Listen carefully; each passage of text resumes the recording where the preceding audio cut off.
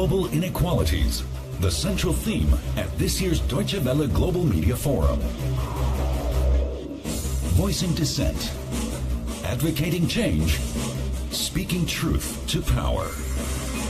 Art can often say what words cannot. Activist art is thriving, using the internet as its stage.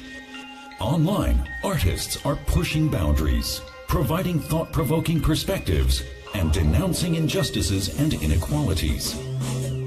But how much influence does art wield? Can political art be truly effective, or is it just another social media curiosity? And where does provocation end and tastelessness begin?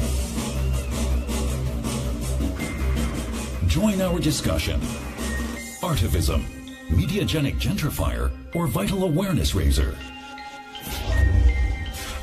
Here at the Global Media Forum 2018. Dear guests, please give a warm hello to our host, Amrita Chima.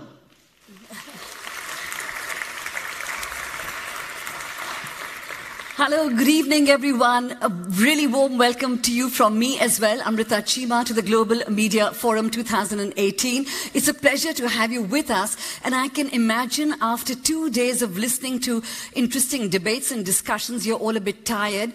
May I request you, all of you who are sitting at the back, why don't you come forward? So this is more like a fireside chat. Think of this as the fire, and all of you are sitting around me with a chat. So may I request all of you at the back, come forward, lots of empty spaces here, and so it'll make it a little more intimate, a little more like a family, and we are, after all, a part of the global media family. That is wonderful. Thank you so much. All of you sitting at the back, if you can come forward so that we have a more kind of friendly atmosphere to this whole event. Okay, so now all of you know the overarching theme of the Global Media Forum is on inequality. We've heard some very interesting and fascinating discussions on inequality, things of what needs to be done to narrow the inequality gap, and what we are looking in today's session, in this particular session, which you saw in our trailer, as to what contribution art and culture can make towards social change. Now, it is obviously, there are many aspects of art that we can look at. People have been asking me, what is ArtIvism? Quite simple, art and activism. Now, earlier on, people talked about ArtIvism as simply a little kind of buzzword, but it is now also entered academic discourse.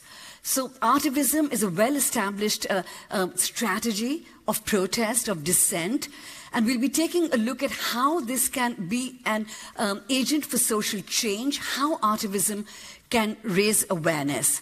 But we'll also be looking at the limitations of ArtIvism, how ArtIvism can be manipulative, how it can be commercialized, how it can be commodified. And to discuss this, it's my great pleasure to welcome our panel. Now, before I introduce them, let me just tell you, you saw the trailer, you saw Ai Weiwei. Ai Weiwei is one of the most well-known examples of an artivist. He uses his art for activism. And he had something to say. He said, if anything, art is about morals, about our belief in humanity. Without that, there's simply no art. So that gives you a foundation of how he sees artivism. Now, I want to now introduce our panel, and I'll ask them to come one by one. Let me start with Anne Clark. Anne Clark is a poet, musician, producer. She's described as a pioneer of spoken word music genre. She links her text with punk and romantic texts. Those who know her music describe it as groundbreaking and innovative. A documentary about Anne has just been released this year. It's called I Will Walk Into Tomorrow. Now, those who have seen the documentary describe Anne in Germany as a cult figure. So please give her a big hand.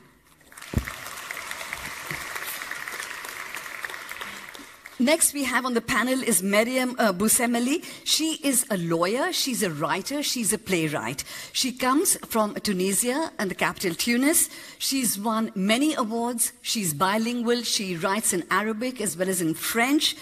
And she is, of all our panelists, the most overtly political. But she doesn't agree with this, so we'll ask her why later. She has written, one of her plays is What the Dictator Did Not Say. It received great critical acclaim. So please give her a warm hand, ladies and gentlemen.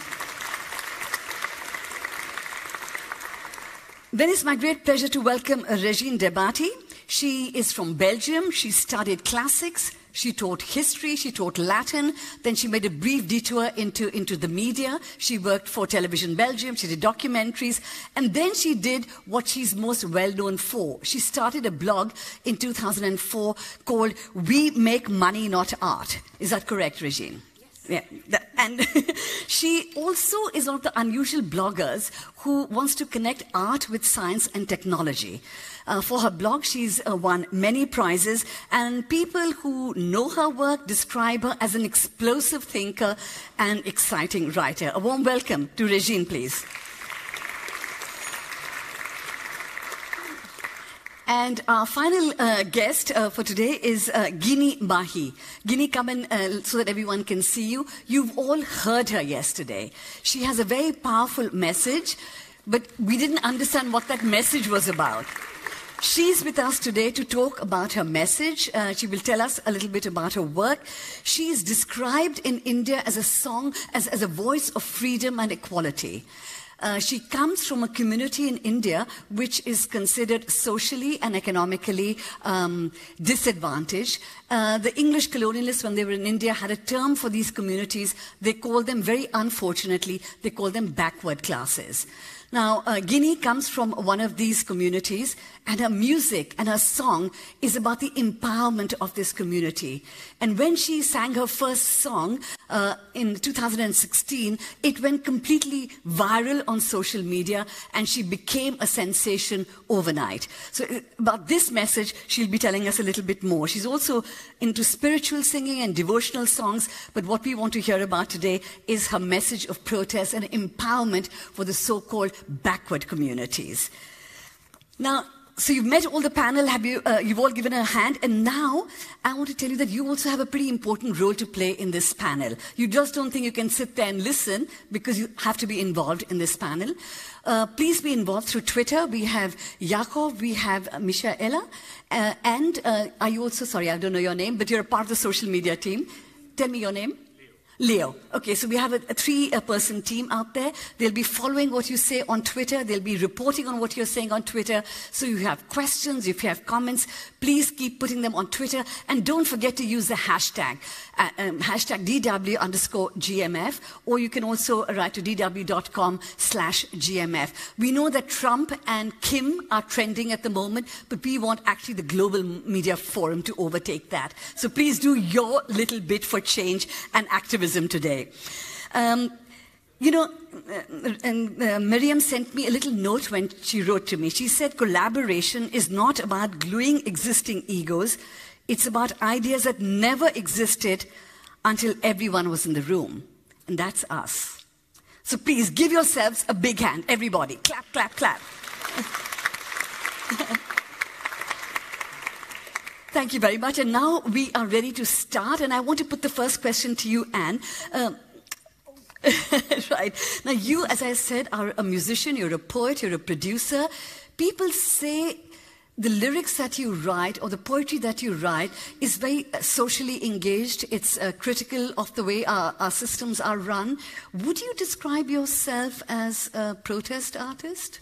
Well, I used to be very much very active back in the 80s, when I think generally people were a lot more active politically, although things do seem to be changing in quite a strange way at the moment. Yes, I was involved in lots of movements, just growing up with a sense of viewing and watching the injustices in the world and the frustration as an individual. A powerless individual made me furious, and yet there was so few things I could do. And it just so happened, I don't know why I put that energy into music and writing. So, yes, I was. So you see your work as a form of protest? Yes, but I also want to see it as a balm, if you like, as a salve. I think you say in German something. I mean, I know as a person, when I listen to a piece of music or see a great film, or it touches me so deeply, it makes me feel not alone, it makes me feel empowered, it makes me feel connected. So is that activism? I don't know. It's a very quiet, often internalized activism. And that, for me, is the power of art, that it can lift people out of very difficult emotions or situations. Oh, that's wonderfully described. Regine, to turn to you, now you're writing this blog. I want to know what this blog means. We make money, not art. That sounds like a provocation of sorts. And I've heard that you don't like explaining what this meaning of this title is. And, meanings change over the years. So maybe what you came up with when you first set up the blog in 2004 is different to what you feel about it now. So how do you interpret this, we make money, not art? Is there a provocation? Is there a protest? Is there anger? What does it mean? It's a provocation. It's absolutely not a protest. It's actually, the title has nothing to do with the topic of this panel, but since you asked, I'm going to explain rapidly. So in the beginning, as you mentioned, I have a background which has nothing to do with technology or even with art. I used to teach ancient Greek and classics. And I met an artist who was doing performances with mobile phones, and I had no idea at the time that you could be creative with technologies. So at the time, I was working in an office, and I decided, well, since I have so many time in the office, I need to kill it. So I started doing a lot of research about other artists or creative people using technology in completely unexpected ways. And I realized also that, again, as you said in your introduction, that very often when art is quite powerful and really speaks to imagination and to emotion, quite regularly it can be instrumentalized by marketing department, by advertisement, by the entertainment industry, and then it becomes mainstream. But in the beginning, they were artists or activists or hackers or designers who really found new ways to use science or technology. So the title, to come back to the name of my blog, wanted to put together on the one hand, the creativity, the kind of irreverent use of technology, and so that's art, and on the other hand, the way it can be commercialized and instrumentalized, so that's money, so that we make money, not art. And I would say that half the success of my blog is because of the name, because once you've heard it, you don't forget it. That's good branding. We'll come to the commercialization of art a little later, but I want to ask you again, a lot of your work, you're challenging established orders, but you're doing it in a way where you're questioning the impact of science and technology on our lives. Can you explain that a little bit? Why was that so important for you to actually have an interface between art, design, and technology? So one thing maybe I should precise is that, unlike my co-panelists, I'm not really a practitioner or a creative person. I do workshops, but I'm mostly an art critic and a blogger. So that puts me in a different position. But one of the many reasons why I was interested in art and technology, but not just that, why I was interested in the way artists are using technology is that usually technology in particular and science are presented either in the case of technology by, well-dressed white men telling you this is going to change your life and everything is going to be wonderful if you buy these devices. In the case of science, it's usually someone wearing a white lab coat and telling you what we're working on is going to make wonder for the world. And the reality is often a bit messier and a bit more complicated than that. So what I found interesting in what artists and designers, critical designers mainly, are doing, or hackers as well, is that when they use technology, they throw the user's manual and they find new ways of using technology. They also kind of dissect all the power structure behind technology and all the kind of ethical and cultural and political and social questions that are raised when we talk about technology, and some of them are hidden. And in the case of science, I mean, many of these artists deal a lot with the ethical question when, you know, there's manipulation of life, for example. And the other thing is that, yes, it's about, you were talking about confrontation, but in the case of science, many of these artists actually collaborate with scientists, not to serve science, but to really communicate to the public that there are all kinds of levels of all kind of issues that ethical issues media doesn't tell you about when they talk about science. Okay, that's interesting. I want to come to you, Miriam, because as I mentioned earlier, you're one of the most political, I see you as a very political artist. Your work is in writing and in theater. One of the plays that you did, What the Dictator Did Not Say. And when we were having this little chat upstairs, I was getting to know Miriam, and I said, you're the most political in our panel. And she said, but I'm not political at all. So tell me, what did you mean by that? So, because I would like to do the difference between art and politics, and I would like also to do the difference, to make the difference between art and activism. I consider art as something so bigger to be reduced to only a form of protest. As Deleuze said in one conference about what is the act of creation, he said, okay, the act of creation could be a protest, a resistance, but it's not only a protest or a contestation. It's not only an opposition or an act of resistance, but an act of resistance can be a work of art, mm-hmm. And also it's not a work of art. So the problem for me is today in this consumerism society, in our capitalist societies, with this idea of always we have to find a meaning or to have useful things, that we are reducing art always to something. It can be a product, it can be a political act, it can be a resistance. So for me, this reduction, I have a problem with this reduction. I consider art as a political act, but I am against politicizing art. As Regine said as well, I am against this instrumentalization of art. I think art is bigger than that. Of course, I look at what I am doing in art as a way of resisting something, but it's not, the resistance can be an affective resistance, it can be a poetic resistance, it can be a resistance against personal fear, it can be just an expression of beauty, it can be an expression of consolation. For example, you say that my text, this play, What the Dictator Did Not Say. Of course, I wrote this play and it was a need. I needed to speak. So for me, first, I don't speak out of nothing. This is a need.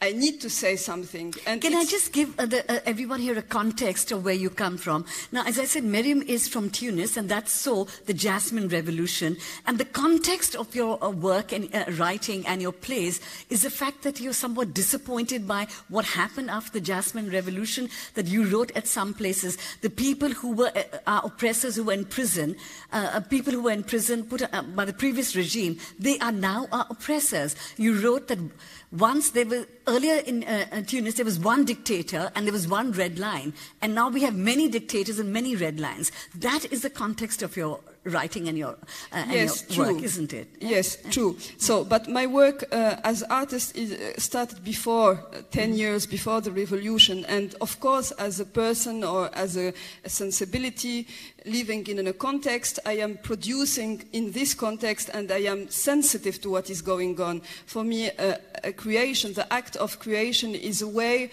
of listening to what is going on and saying something.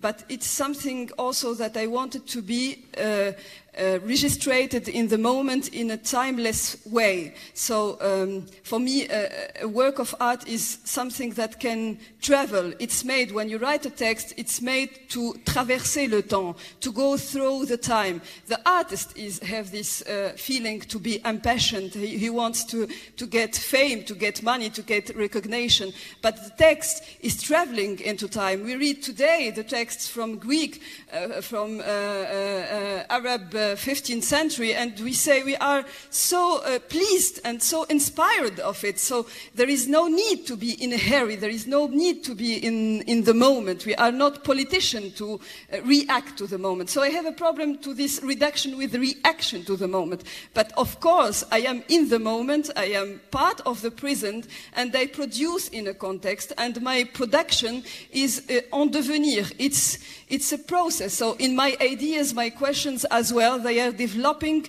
regarding to what is going on. So before the spring, the Arab Spring or the Jasmine Revolution, I was writing about dictatorship.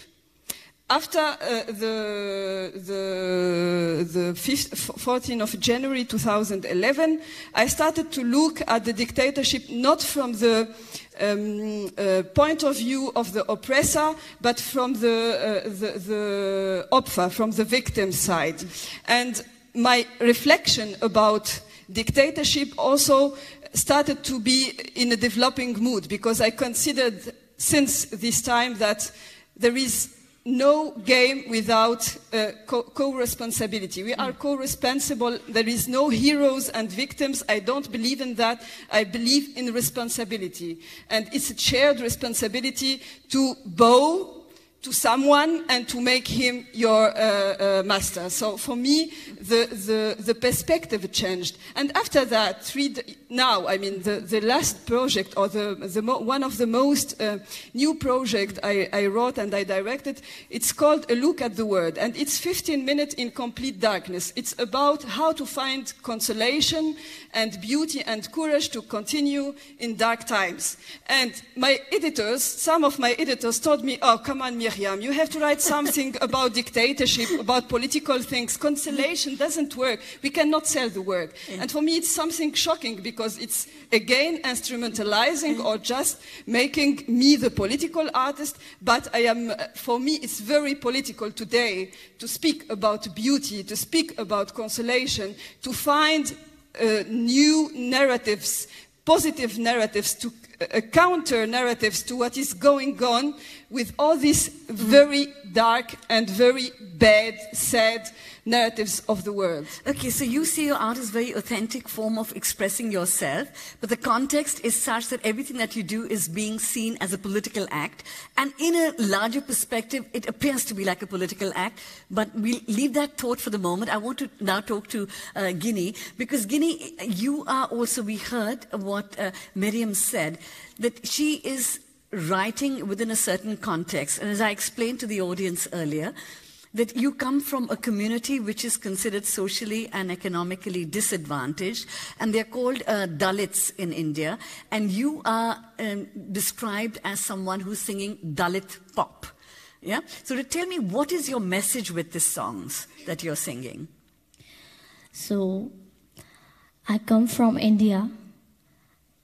I come from Dalit community, who are considered as really backward classes.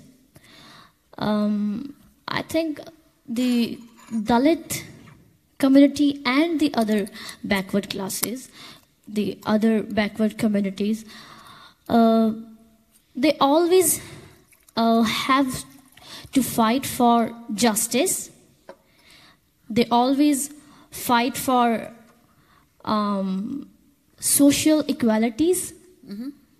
They always fight for basic human rights.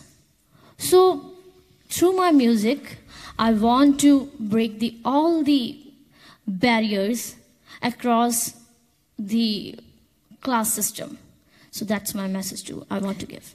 Okay, because now you sang 2 songs yesterday, and how many of you listened to Guinea singing? Lots of people.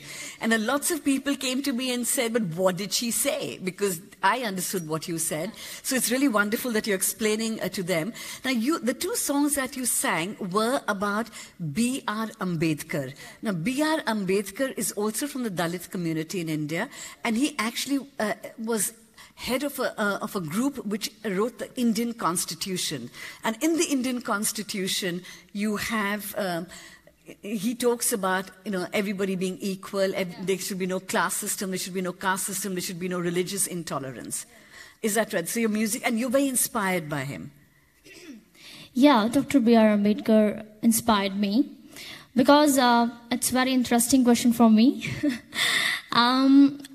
My whole family always follows Dr. B.R. Ambedkar's, the principle and the visions of Dr. B.R. Ambedkar.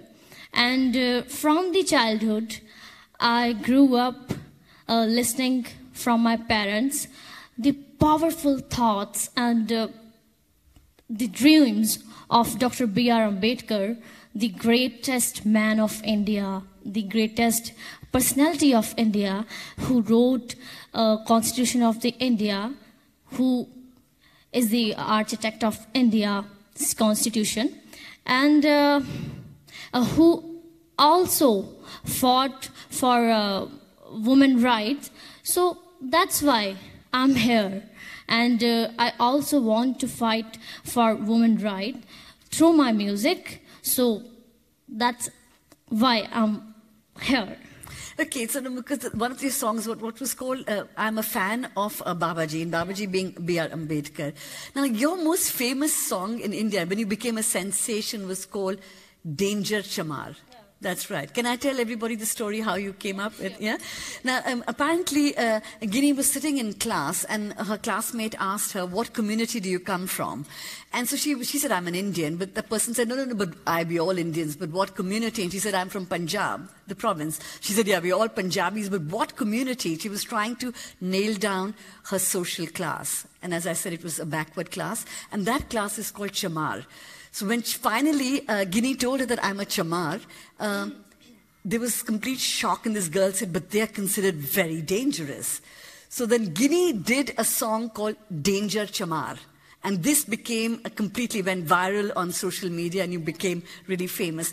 Now tell me, Guinea, when people listen to your songs, what is the reaction, especially among young people? By the way, Guinea is a teenager, right? So what is the reaction when people listen to your music? I feel that young people and old people all are enjoying my music and accepted my message, that what I want to give them. And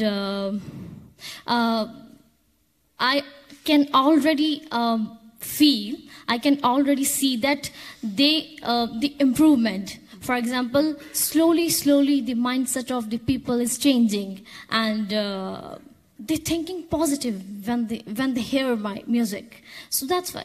So your message is getting across. That's wonderful, especially among young people. Regine, you talked about... please, give her a hand. Thank you. So, Regine, you talked about commercialization, about using art. Now, we heard what Miriam had to say, and she kind of completely rejects this idea that her art is designed for politics. We may see it as political, but her imperative is completely creative. And we're kind of putting a political context to it. But, in your blog, for example, you're not ashamed to make money out of your thing. In fact, I'm going to laugh loudly. How much, this the thing. So I'm going to answer your question. I feel it because I'm a blogger. People ask me all the time, how much money do you make? No, I'm not asking you that question. And I used to have a job. Yeah. No one was ever asking me, how much money do you make as a teacher or as, as someone working in media. I actually don't make money through my blog. So no, my question was actually, I'm sorry, I put it very inelegantly. My question was not about how much money you make, but is there a danger that, a lot of the protest work and creative activism is becomes a victim of its own success. You know, if your work is very successful, then you're drawn more into the mainstream, and then you lose that edge. Do you see that as a problem in artivism? Okay, so I would say that the kind of artists I work with are not the kind of artists that were shown in the little trailer we saw before. I work a lot with visual art, and I would say that artists who are socially engaged, they work in two ways. So on the one hand, there are artists who use social or political issues as a subject of their work. So they're going to make, I don't know, paintings, installation, or video, and then they were submitted to the appreciation of the audience into galleries and into museums, and yeah, they can make money. But many of the artists I work with, they want to, and I'm going to use a sentence I heard yesterday. It was Lucas Chancel said, we need to move from measurement into action. And so many artists want to move from raising awareness and go into action. So a lot of the artists I work with are actually also not really making money. And they want to really change the world. So they don't want to represent the world, but to act within the world. And so they find people in the street, they find their audience in the street, they find them on highways or on the internet, because most people are never going to go to museum or galleries, either because they think it's not relevant to their experience, or because it's too expensive, or because they are not used to it.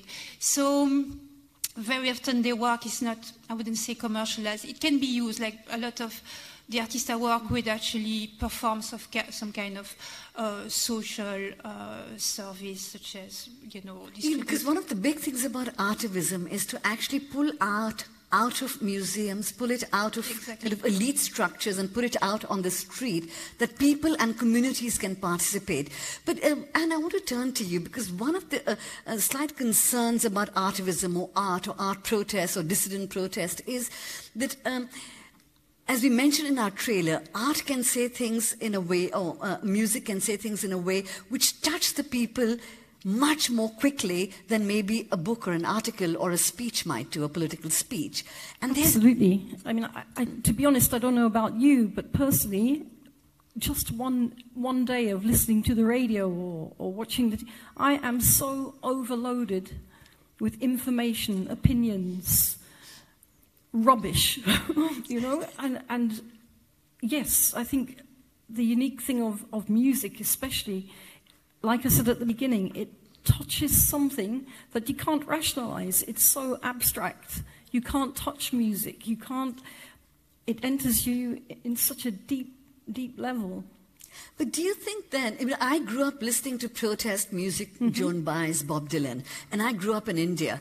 I didn't understand the context of what they were saying. They were talking about the Vietnam War. That was their context. It had no relevance to me in India. But I understood the message, of the protest. Energy. Exactly. Yes. And I identified with that. Look when you go to a concert, just look at your fellow concert people, everybody is connected at that moment. And that is, wouldn't some damn politicians like to be able to achieve that, But Anne, is that also a bit dangerous? That it is, in a sense, that people are reacting to the emotion of the moment?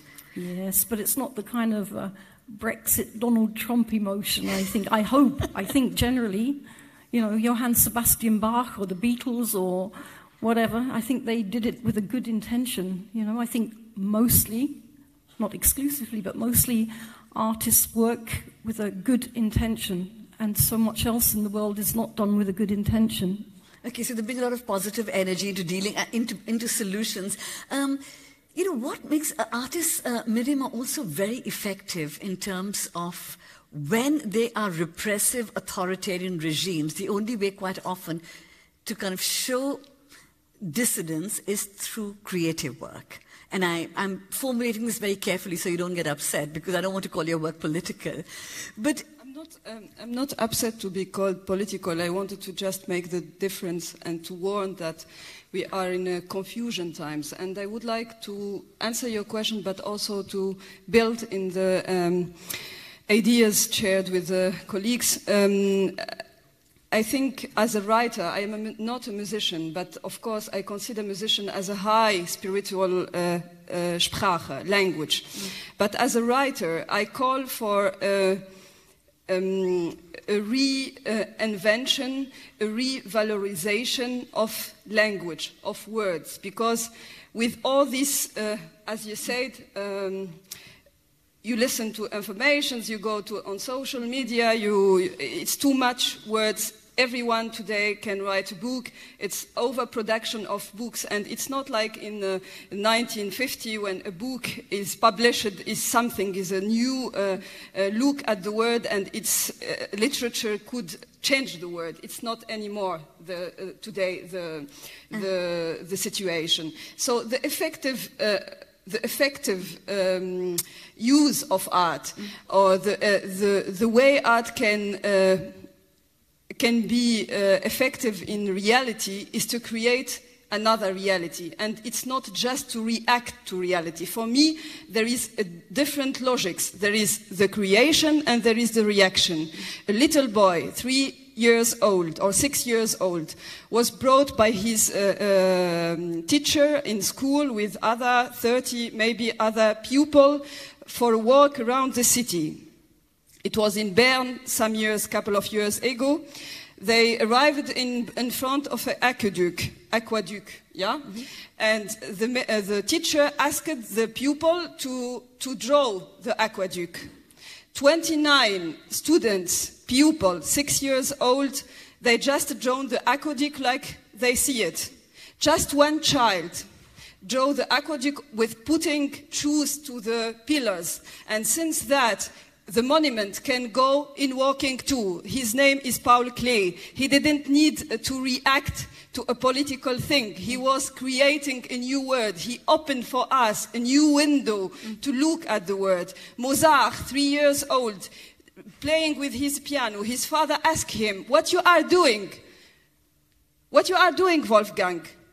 "I am searching, je cherche les notes qui s'aiment. I am searching the notes which are in love." What is this response? What is this beauty? He let us a patrimoine, a nice heritage of music.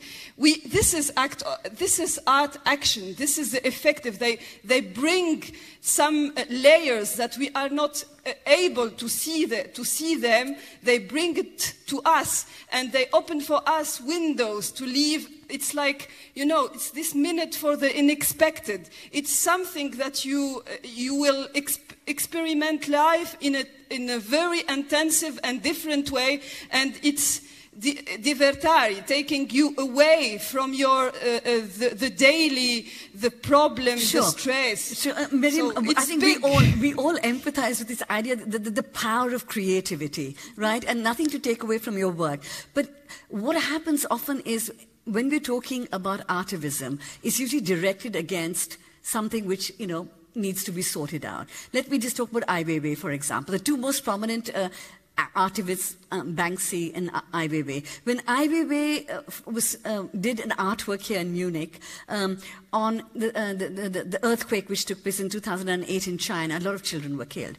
So he did an artwork representing that there was some kind of poor use of materials and things. He was imprisoned, beaten, and tortured before he came for his expressing a thought in a creative way. I just want to ask you briefly, if you can tell me, because I want to ask Guinea also the same question. You did this play called Sabra, which means patience. And you said your theatre people were scared to come to the play because they were scared they would be beaten up by the authorities. Are you scared? It's facts. It's facts. Okay. There are the German dramaturg who was with us, and we were, some of my performers were beaten by Salafists, and it was not, I was censored. Can be a dangerous... It's facts, but there are different... Okay, sorry. So this, what I am saying, it's just my point of view. I am for diversity in a real way. That means I would like to have other artists thinking and doing things not in the same way I am doing. It's not at all about truth. It's personal truth and personal perspective at things and how I would like to present or to contextualize my work and my own experience. So fear doesn't play a role then okay, no. So let me just ask Ginny. Ginny, you're a teenager, you know, and we know in today's India, people from the Dalit community are often treated very badly. They're beaten up, they're lynched, some of them are killed. When you go out and sing, are you scared? No, I'm not getting scared anywhere. Because I want to bring out the truth to the people. So I'm not getting scared. Yeah. Okay. Sorry about that. Please give her a hand. I was distracted for a minute. What was the last thing you said? If you just tell me again. Because I want to bring out the truth to the people. Yeah. So that's why I'm not so you're not scared anymore. So that is the wonderful thing. I think what we all say, that all these people who are artists, who are doing wonderful artwork, their artwork is often seen within a political context, but you're all fearless. Now, I've just been kind of told we are kind of running out of time a little bit, so I want you to think about, I'm going to ask one more question here, to think about questions, and I want our social media team also to come up with a few things. And let me just finally ask you, you know, one of the things that we keep worrying about, how important is the media in all of this? The media? Yes. And since we're all kind of, a lot of people here are journalists, how important is the media in this kind of dealing with artivism? And then we'll take some social media comments, and then I'll bring it to you. Well, I think social media is far more important than mainstream media because, sorry, but, you know, the established media has its positions, and social media, of course, allows endless possibilities, whereas, yeah, the established media doesn't always. So in a sense, it's more democratic, more people are able to kind of have access to it. Let me just get, Jakob, do you want to sort of tell us something, or Michaela or Leo? What are people saying? Yeah, there are people sharing thoughts, comments, and there are also anything some questions. That we should know? Like two. Activism has a very different perception in the Middle East. Most of us who are activists won't be able to practice our activism until we are in exile, which makes it so difficult for us, as people will always say, you are no more living with us. Another thought, artivism will always be seen as political activism, no matter what the message is. As an artist, you'll always be seen as someone who's taking sides, supporting government or opposition. Question for the participants, how do you deal with being labeled and politicized? Okay. So thank you very much for those comments. And may I just ask all of you, we'll take a bunch of questions because we're actually running against a brick wall. There's another event which starts, and I have to end punctually at 5:45 or 6:45. So I would take a bunch of questions, and I'll get the panelists to respond to them. Raise your hands, and we have ladies and gentlemen with microphones. Okay, so let me begin with that man with spectacles there at the back. Then we can have the gentleman with the white shirt. I want some women to ask questions, please. I want some women to raise their hands as well. And then we can have that gentleman. That's it. So we have 3 questions coming up. A woman. I want a woman next. Okay, let's hear. Hi. So my question is to Ginny. And my question is, so do you think that, obviously you brought a new genre in music, and especially do you think that your music is going to influence the way Bollywood has been criticized because of its portrayal of, even in the theme of, like there is so much, you can say the word Brahminical, there is so much Brahminical representation if we see the characters who are their aspiration. So do you think that your song will somehow influence the way, if it is more popular in social media, somehow your song will find a place in Bollywood as well? Okay, Giri, we'll take a few questions and then you can answer that. Okay. There was a gentleman, he's in a white shirt, yes. Hi, my name is Dhruv Rathi and I'm also from India. My question is addressed to everyone here. It's that journalists are very objective people. They do investigative journalism. They deeply research about something before coming to a conclusion. While artists, they write based on their feelings. They make art based on their feelings. So when an artist says that I'm an activist and I'm standing for the truth, I'm standing for what is right, how do they know that that is the truth? Because they're not being objective here. They're writing based on their feelings. Okay. So how do you differentiate between that? Okay. Thank you very much. Very interesting question. There was a gentleman on this side. Yeah, I want to just go around first. Hello, my questions is a different topic. It's about terrorism and how the terrorists change the world and in signs of protesting about mainstream meaning, about subjects and different cultural movements, about colonization and others. Sorry, I didn't understand your question. How does the word terrorism? How terrorist groups change the world and have changed it in the past, being in conflict with colonialism and mainstream meanings generally. Okay.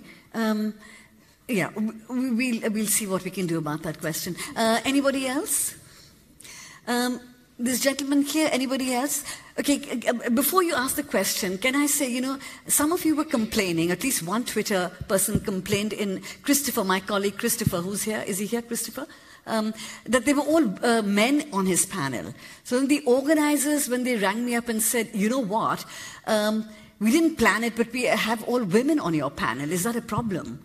And I said, guys, this is a pleasure, because I have so many panels I've moderated where they've only been men. They just happen to be men. So I'm very, very happy that I have a panel which only happens to be women.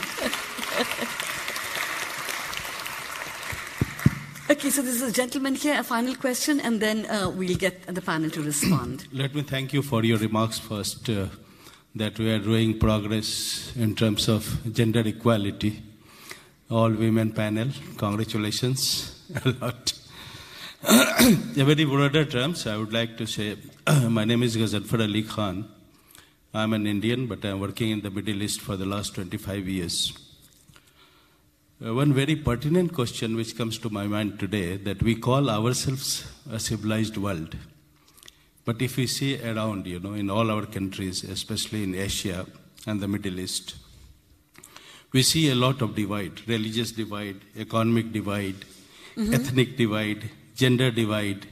Then you can take social media divide, digital divide, all kinds of divide are there. On a personal note also, I disagree with what Ginny said, that she does not fear to move out in India. India is a country today which has the highest rate of ethnic cleansing in a way. Mr. Zafar Ali Khan, I mean, that's your opinion. She says she doesn't feel fear, and I think we just have to accept that she doesn't feel fear. Yeah, but I disagree with her. But that is fine. What is the question? What is your question? My question is that why doesn't she feel there are countries in India, yeah, at least a dozen of countries, where men, women, children, Dalits, downtrodden, backwards are, you know, I want a question. They are targeted. And they are killed, sort of mob lynching, in the name of, you know, religion, in the name of backwardness, in the name of caste, in the name of creed. So what is the role of media? What should we do to address these problems? Because these are more humane. And a forum like us should also shed light on these grey aspects of the society. Absolutely. A very important point. I'm so sorry. If you just make a tiny question, very tiny, because I'm getting looks from the organizers already. So tell me, what's your tiny question? Quickly. Tiny question. Sorry, no more questions. I'm very sorry. Ja, Entschuldigung, ich bitte halbe Minute. Ich kann nicht. Also, 20 nach meiner Meinung, darf ich Deutsch reden? Ja, nach meiner Meinung, in vergangenen 10 Jahren, Global Media Forum hat viel, viel mehr getan als Vereinte Nationen. Wow. Okay. Why don't you stop there? That's a brilliant thing. For those of you who don't speak German, mit Vetomächten, mit 5 Vetomächten kann man nicht viel tun, aber mit Global Media Forum kann man sehr viel tun. You know, there's such a wonderful thing he said. Can you, let me just translate. He said in German, what the Global Media Forum, that's all of us, have done in 10 years is more than what the United Nations has achieved in all these decades. I wish I could personally take that as a compliment that I organize it, but I appreciate your sentiment. Okay, so now very quickly, Ginny, firstly we asked, the person asked you about whether your music could change the music of Bollywood. So if you give a brief answer to that, and then we'll go to the other things, because everybody has just 1 minute now to end this panel. I want to say that in my field, and the field of music, a music artist have no any caste, because the artist is a common person for all. The artist is giving the message what he want to give to all the people, and I want to bring out the truth, the reality to the people through my music. So that's why I'm not fear, that's why I'm not scared, and it's my dream to become a Bollywood singer, and it's my dream to become a versatile singer, but I always give the message what I'm starting. Okay. Till the date. Thank you, very good, thank you. Okay. So now there were 3 questions. So the one question which is kind of very relevant to our panel, which is fascinating, and I'll ask 3 of you to comment on that. And that is what, Rudraksh, did you say your name was? Sorry? Dhruv, I'm so sorry, Dhruv. What Dhruv said was that, you know, how artists, when they protest, they're doing it from their feeling. How do we know it's objective? Okay, so, Regine, okay, and why don't you start, and then we can have Regine, and then your 1 minute summary of what makes your work more legitimate, being an artist. I don't think my work is more legitimate, and I'm not saying I am right, but I'm sorry, not every journalist is objective. That's a very important thing to clarify. And I'm not saying that my view is right. It's an opinion, it's a reaction, which possibly people want to share in, or they can ignore. Thank you. What about you, Regine? Yeah, what I wanted to say is that, it's a bit naive to think that all journalists are objectives. And also artists, I mean, every single artist works in a different way. And the kind of artists I work with, they do a lot of research, and it's not visible, but they really do, they have the same of inquisitive processes as journalists. So they talk to communities, they collaborate with experts, whether it's experts in cognitive science or in advertising, and then they produce a work that is going to hopefully raise emotion and passion and interest. But I mean, they are not looking for the truth, but sometimes they make visible things that are not visible. So I don't think they should be accused of being just emotional and not being objective. Thank you. And finally, to you. So I will try to answer the 3 questions, 3 in 1. Okay, but we have very little time. Yeah, in 1 minute. Also, our weapons as artists are our imagination. With our imagination, we try to push the boundaries of what is reality. And this is our subjective way of looking at the world, which creates a new meaning, articulation of meaning in the world. And because we are trying to change meaning, we are out of labels. Labels are jails, are structures, and as an artist, at least for me, I try to break all the jails and all the structures. One word for a journalist and Algerian journalist and a writer who was assassinated by Muslim group, armed Muslim group during the terrorism, 10 years of terrorism in Algeria. Tahir Jaoud said, tu parles, le silence c'est la mort. Tu parles, tu meurs, tu te tais, tu meurs, alors parle et meurs. Silence is death. If you talk, if you speak, you are dead. If you stay silent, you are dead. So say, speak, and die. Thank you so much. That was such eloquent contributions from all of you. I want to take 2 more minutes, but I don't know whether I'm allowed to have those 2 minutes. No, not at all. Okay. Then I just want to mention that one of our panelists who we were hoping to have here was from Pussy Riot, and her name was Masha. She was supposed to come here but she carried out a form of protest, and her protest was she was protesting against the banning of Telegram, and the logo of the Telegram is an aeroplane. So she and her colleagues stood outside the security offices in Moscow, and they threw paper planes at the Secret Service offices. For that, she was arrested, and she was not able to, arrested initially, and then she has to do community service. So she could not come because of that, but she sent her greetings to all of you. She sent her message of creative power to all of you, and she had sent a little video which we thought we might be able to show, but we've run out of time. I thank my panelists a lot for their wonderful contributions and for their creative energy and power. And I want to thank all of you for being part of this conversation, part of the global media family, and to all the organizers, Varetsa as the main organizer, our social media team, and the big organizational structure which made this organization, as we heard from the gentleman there, more effective than he said, the United Nations. Thank you very much.